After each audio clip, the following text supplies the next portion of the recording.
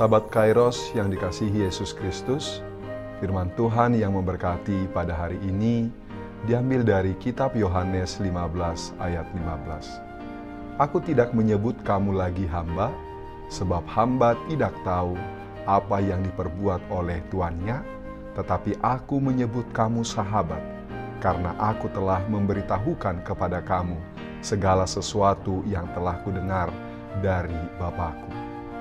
Dalam menjalani kehidupan di dunia ini, tak mungkin kita sendirian. Siapapun kita, pasti memerlukan orang lain sebagai teman atau sahabat. Namun tidaklah mudah menemukan teman yang baik, apalagi teman yang setia dalam segala keadaan. Teman yang datang dan pergi adalah hal yang biasa. Teman dalam suka banyak, tetapi bagaimana dengan teman dalam duka atau ketika sedang susah? Terkadang pula ada teman yang mendatangkan kecelakaan, tetapi ada juga sahabat yang lebih karib daripada seorang saudara.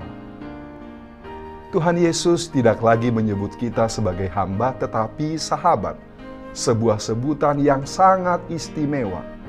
Tentu ada gagasan di belakangnya. Abraham disebut sebagai sahabat Allah dalam Yesaya 41 ayat 8, sehingga Allah menyatakan rencananya kepada Abraham. Di satu sisi, Allah menjanjikan berkat berupa keturunan dan tanah perjanjian kepada Abraham. Dan Abraham di sisi lain memberi diri dalam kesetiaan kepada Allah. Lalu pada masa Yesus, ungkapan sahabat bisa diterjemahkan orang yang paling dekat, berasal dari adat di lingkungan Kekaisaran Romawi maupun raja-raja di timur. Di dalam lingkungan mereka, ada sekelompok orang yang mempunyai kedekatan istimewa dengan kaisar atau raja, sehingga disebut sahabat-sahabat kaisar atau raja. Mereka diberi hak kapan saja bisa menemui raja atau kaisar tanpa prosedur protokoler yang berbelit, bahkan hak untuk datang ke kamar tidur raja pada pagi hari. Raja bercakap-cakap dengan mereka sebelum ia berbicara kepada para jenderal, para pejabat, diplomat, dan yang lainnya. Yang menyebut para muridnya sebagai sahabat-sahabatnya, ini sebuah hal istimewa jika dilihat dari latar belakang tentang persahabatan itu. Dalam Yesus kita mempunyai hubungan istimewa, dekat dan akrab dengan Allah, Bapa kita. Yesus memilih kita untuk tidak sekedar menerima hak istimewa dalam hubungan kedekatan dengan Allah itu. Dia memanggil kita untuk dijadikan rekan sekerja Allah. Hamba tidak bisa dijadikan partner. Di dalam hukum Yunani, hamba hanyalah alat atau aset, dan si tuan tidak akan mau membuka rahasia atau pikiran kepada para hambanya. Sebagai orang percaya, kita patut bersyukur karena kita mempunyai Tuhan Yesus yang bukan saja hadir sebagai juru selamat hidup kita, tetapi juga menjadi sahabat sejati kita. Bahkan Tuhan begitu rindu menjadikan kita sahabatnya. Dalam lagu Kidung Jemaat 453 ayat 1 dan ayat 3 menguatkan kita bahwa Tuhan itu sahabat kita. Yesus kawan yang sejati bagi kita yang lemah. Tiap hal boleh dibawa dalam doa padanya. Oh, betapa kita susah dan percuma berlelah bila kurang pasrah diri dalam doa padanya. Adakah hatimu syarat, jiwa ragamu lelah? Yesuslah penolong kita. Naikkan doa padanya, biar kawan lain menghilang. Yesus kawan yang bakal. Ia mau menghibur kita atas doa padanya. Semua orang di dunia ini boleh meninggalkan kita, tetapi hanya Tuhan yang tidak akan membiarkan dan meninggalkan kita bergumul sendirian. Itulah janjinya, dan janji Tuhan itu ya dan amin. Karena itu, jangan pernah merasa sendirian. Ada Tuhan Yesus di samping kita. Sambutlah kasih Tuhan, dan kasihi Dia dengan segenap hati kita. Jadilah sahabat Tuhan Yesus.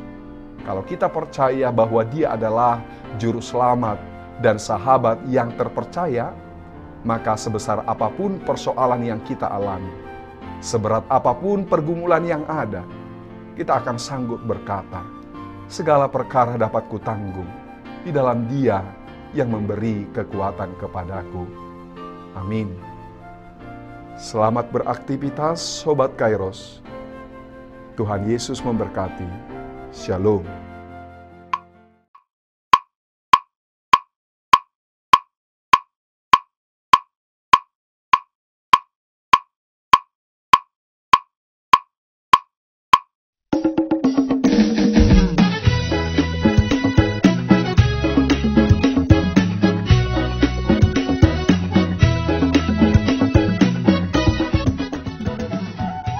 HKBP menetapkan tahun 2023 ini sebagai tahun profesionalisme dalam penata layanan yang menjadi orientasi dalam seluruh dimensi dan aras pelayanan HKBP.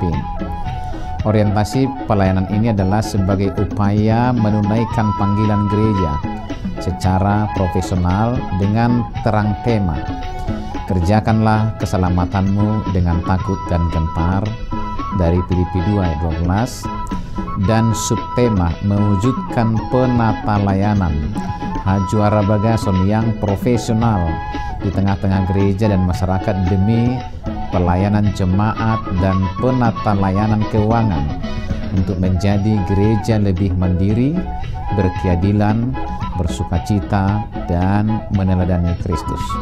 Untuk mendukung pelaksanaan tema dan subtema itu, HKBP Distrik 8 DKI Jakarta telah membentuk Panitia Tahun Profesionalisme dalam Penata Layanan di HKBP Distrik 8 DKI Jakarta yang akan bertugas menerjemahkan orientasi pelayanan itu melalui program-program unggul dan prioritas demi kualitas pelayanan di segala aras.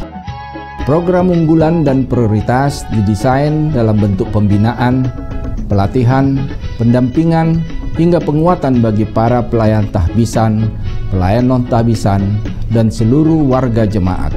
Sehingga melalui program tersebut akan tercipta penata layanan menuju aktivitas gereja yang kokoh dan solid melaksanakan tugas panggilannya dalam dimensi koinonia, marturia, dan diakonia yang penuh dedikasi dan tanggung jawab. Profesionalisme dalam penata layanan bukan hanya menyangkut kemampuan tata kelola dan manajemen administrasi dan keuangan, namun juga akan menyasar penguatan interaksi dan relasi yang saling peduli dan saling melayani di tengah kehidupan warga HKBP. Maka sebagai bagian dari upaya menyukseskan program pelayanan yang akan dilaksanakan pada tahun profesionalisme dalam penata layanan HKBP di Distrik 8 DKI Jakarta, kami mengajak seluruh warga HKBP Distrik 8 DKI Jakarta, para pemerhati dan juga simpatisan untuk memberikan dukungan penuh melalui doa, daya, dan dana sehingga orientasi pelayanan ini berbuah baik demi kemuliaan nama Tuhan. Tuhan Yesus memberkati kita semuanya. Horas, horas, horas.